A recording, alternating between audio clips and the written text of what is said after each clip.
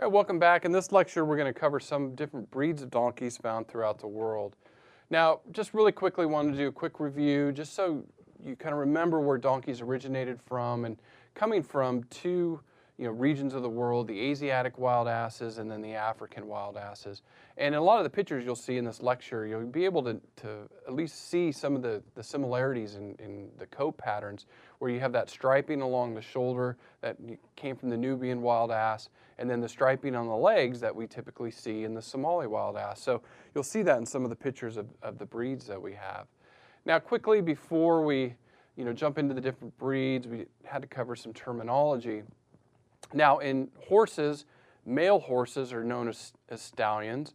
In donkeys and in some of the hybrids that we'll talk about in the next lecture, they're referred to as jacks. The females in horses are referred to as mares, where in donkeys they're referred to as jennies. Now any stallion or jack that has been castrated, they're known as geldings, or specifically in donkeys they'll be known as cut jacks. And then a foal is a foal is a foal, so that's similar between horses and donkeys.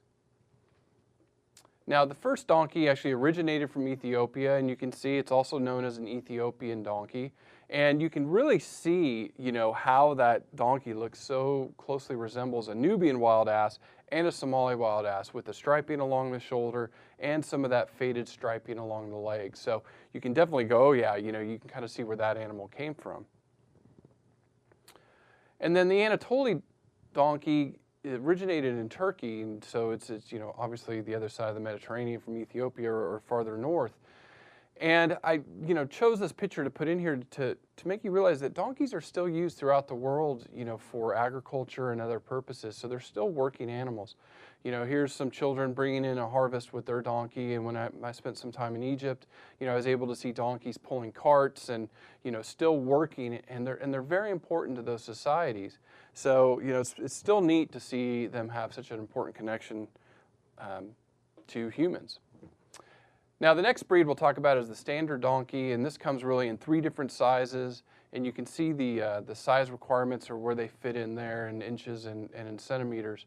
So there's the small standard, and the large standard, and these can be all different coat colors, which again next week we'll jump into different coat colors,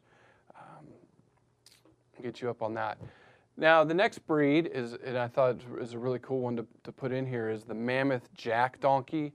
And this is the largest donkey breed in the world, and they actually have height restrictions. You actually have to be taller than those restrictions. So for jacks, it's 14 hands. For jennies, it's 13.2 hands. So to register with them, your donkey has to actually be taller than that.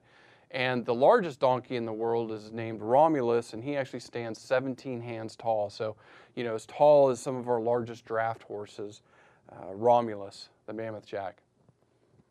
And then the Mary donkey, and you can see what some other what other people call it, the Merv and whatnot. And then it originated in Iran and Azerbaijan.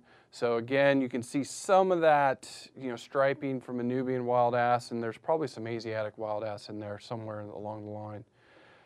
And then the next one that a lot of people love seeing are the miniature donkeys, and these originated in the Mediterranean. And the term burro really came from the Americas, and that was what we called small donkeys. So these miniature donkeys or smaller donkeys of ours, they're kind of known as burros. And for the miniature donkeys, they can't be taller than 9 hands, so they do have some height restrictions with them. And then the final breed we'll talk about is the Poitou donkey from France. And what's really cool about these donkeys is not only are they tall, so you can see the long legs on that one, but you can look at the coat. I mean, it's really a neat looking, animal, has this really long hair, just really looks cool. So I thought it would be fun to highlight that one. But again, similar to horses, there's many donkey breeds throughout the world. I didn't want to leave anybody out, but don't have time to cover them all. So still great animals to work with. Now in the next lecture, we're going to kind of close out the week talking about the hybrids and how do we come about with these hybrids. And so I look forward to seeing you then.